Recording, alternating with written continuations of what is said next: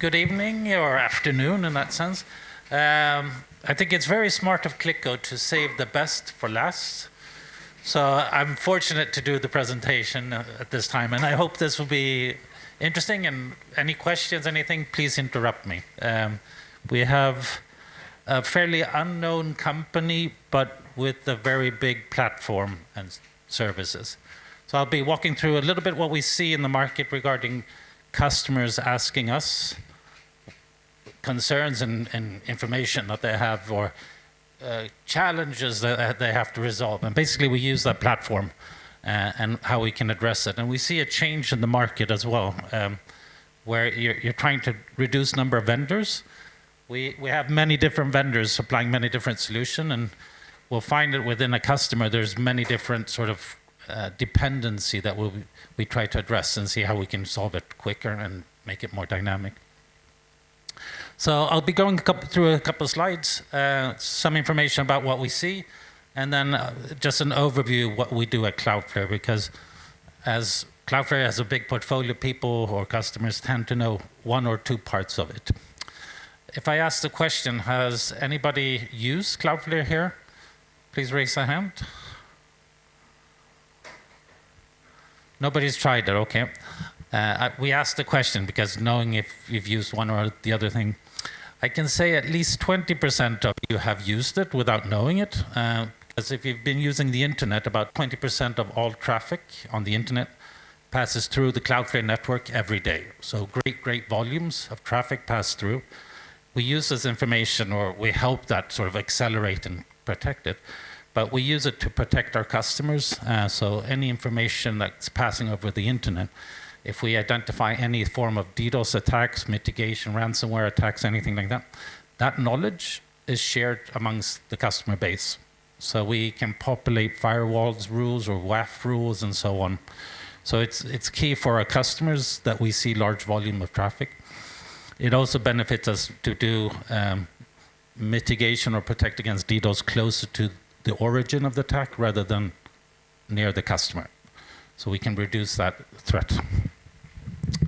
But let's move forward. So basically what we see is usually sort of the challenges of today's world, and our customers are sort of the risk, and we're seeing an increase of cybersecurity risk, as you probably have heard throughout the day. We're seeing larger attacks, more, call it more coordinated attacks, and we're seeing more frequency of these attacks. But there's other challenges as well with environments today, is they quite quickly become static, and they become much like a patchwork, putting things together, and they're sort of dependent of each other, so you can't be that dynamic and change of your environment. And especially if you're considering like digital transformation, this is usually speed of execution. And again, also hard to be efficient. If you do a complex solution, you can't be as dynamic into that approach and change that when you're required to do those changes.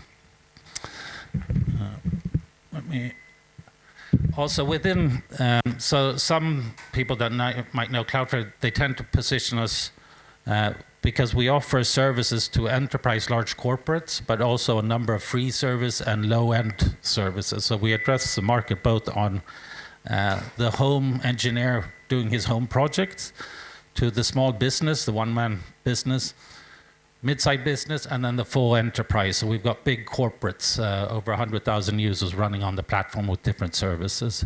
So we're spanning across the whole area. What this benefits us is basically everybody can test and use the services. We have a number of free ones, and you can see if this is something that's suitable for you. It's quite common for us to have engineers doing a home project, running that on our platform, bringing that into the way where they work, and then they use that in full production enterprise. So we're seeing a movement of customers coming in that way for us. But these are sort of the challenges I see, and staying efficient, cost effective, being able to adapt and be dynamic in the different requirements that you might see. We often meet customers, large enterprise, with a very mixed environment. And this is where you can see sort of dependency. If I want to do a change of the DLP, I need to verify that it works and integrates with the other solutions around it. I need to analyze it, pre-study. I need to do some form of change and then ensure that that change will work and will be adaptable and work in my new environment. So on this slide, you see different types of users on the left side, usually where you have your applications on the right side. And as you can understand, it's a challenge, and you're not as dynamic, you're not able to be as flexible or change your environment or adapt your environment should you have different needs. Considering doing some security protection across this platform is also a bit challenging. You try to block everything outside, but you're seeing many of your users are using applications outside, like a SaaS application, Salesforce, or anything like that. And you need to maintain that security. So what we see is a legacy platform. They work statically today, but they are not really adapted to the dynamic change as we see going forward in the environment, and especially larger corporations. We often see customers starting with one solution within Cloudflare and then growing into the rest of the portfolio. And I'll touch upon those in a bit. But basically, it's a challenging environment, and we try to address this. And our way of approaching this is looking into how can we be visible?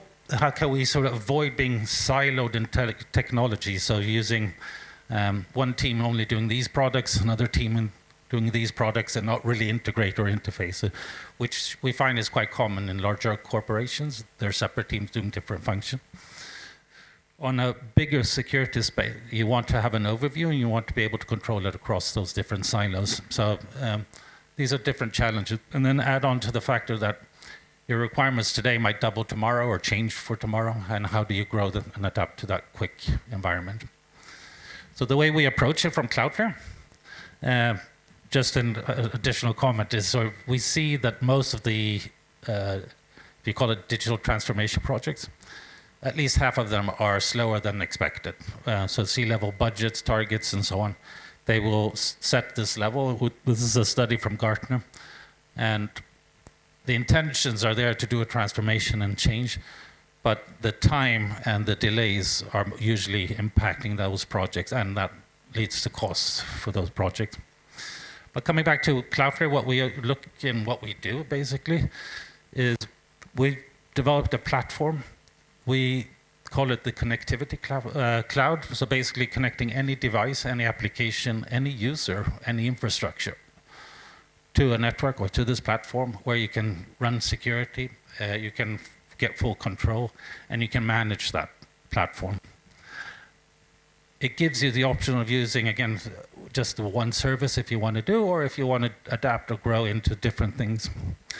What the benefit you see is, if you look at the old slide where we had the mixed environment and network, for us, once you connect a device or a user or infrastructure to the platform, it's a question of just enabling and disabling different services rather than pre-study, analysis, implementation, and these steps. So you're removing that maintenance and heavy lifting that you have to do if you want to change your current environment.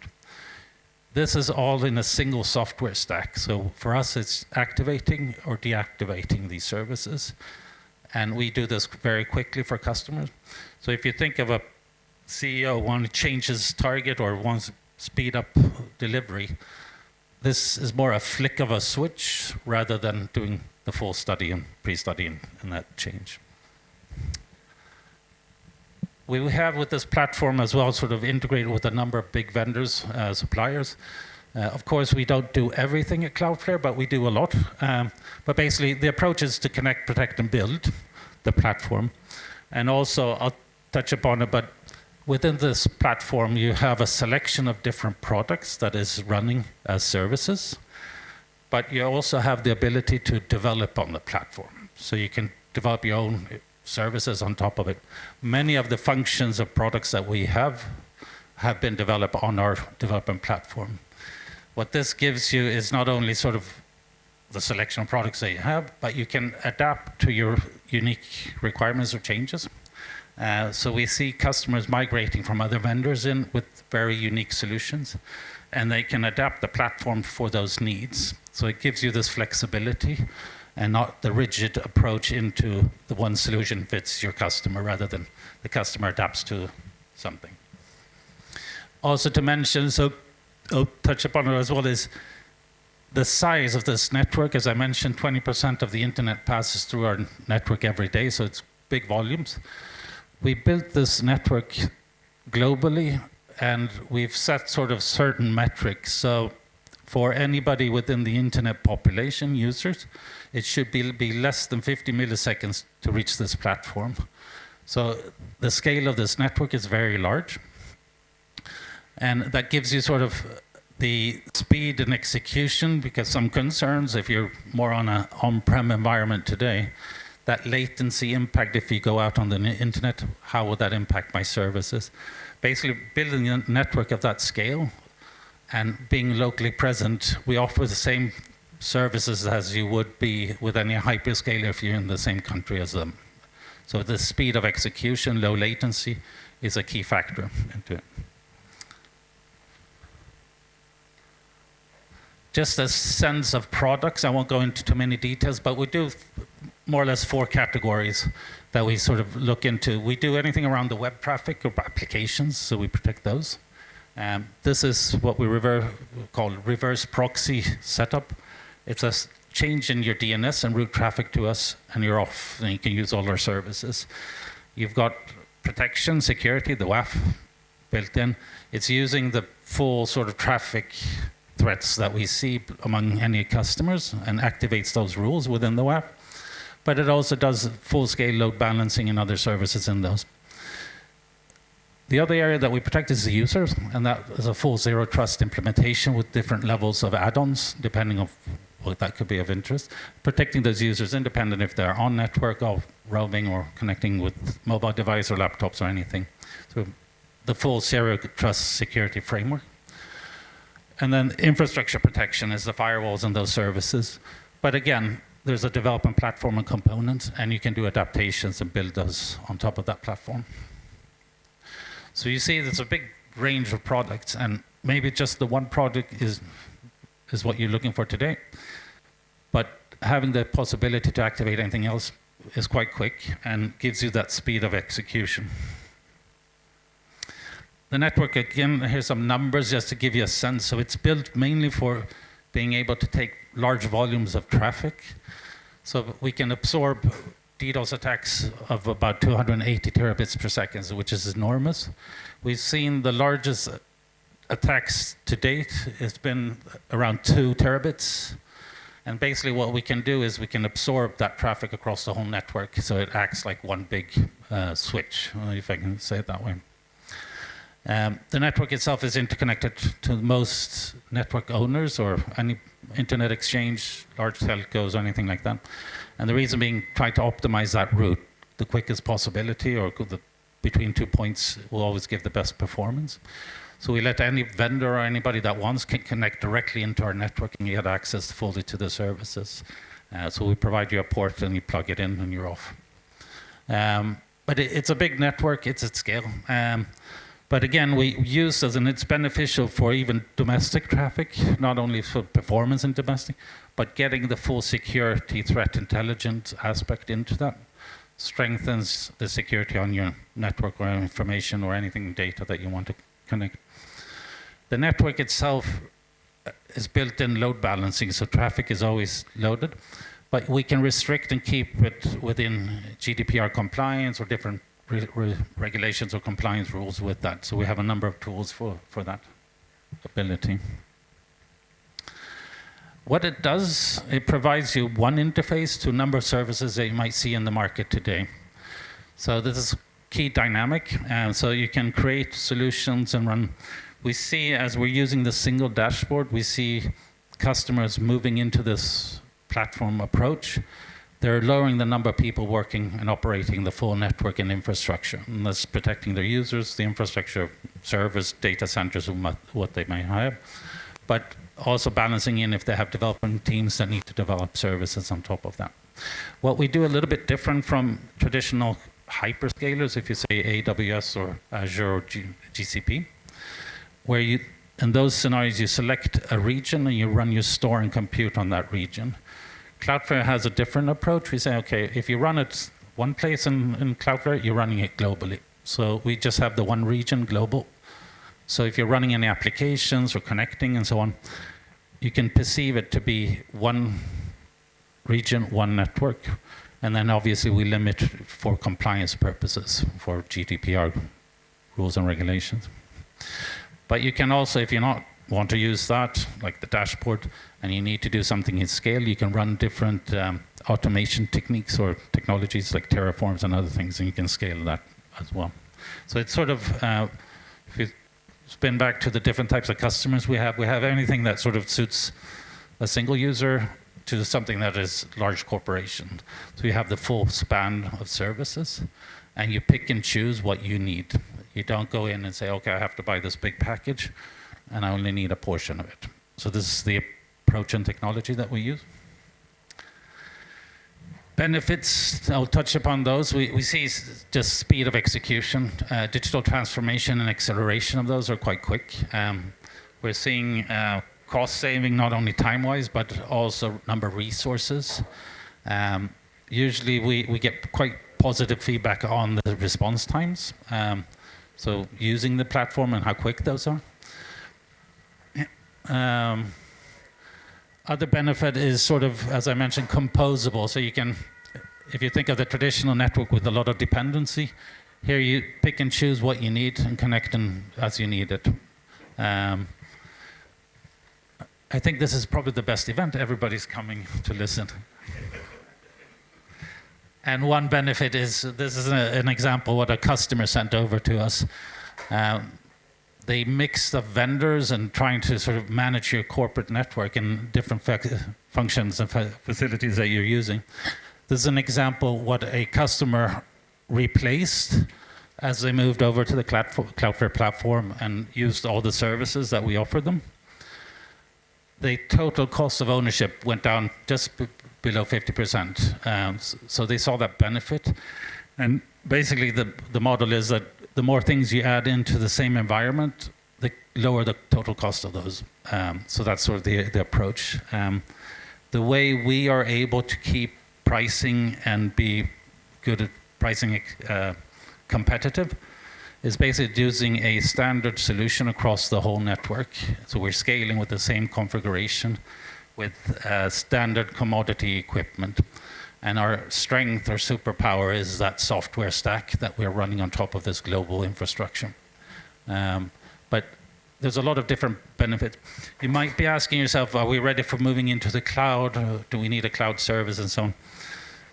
We use this platform for customers that are only on-prem and need external protection for traffic coming in, so traditional security process. But you use it for customers that are looking to potentially in the future go into the cloud. And basically what they're doing is their network and security, they're setting that up before they do the transition into the cloud. It gives them the benefit of the speed and ease to migrating services to the cloud, but it also gives them a more neutral approach rather than locking into one cloud vendor or the other. So they can pick and choose because traffic is controlled before it hits those vendors. So good dynamics. I'll stop with the slides there and take any questions if you have any or thoughts. Is it still the best event for the whole day, this session? Yeah, okay. No questions? If you do have questions and you're a bit shy, I've got two colleagues here. So Zoe and Anders is here available to help you with any questions that you might have. We're happy here to help. I think I'm last. Yes. And I'm done, so I'm handing over to you. Thank you, Tobias. Thank you very much.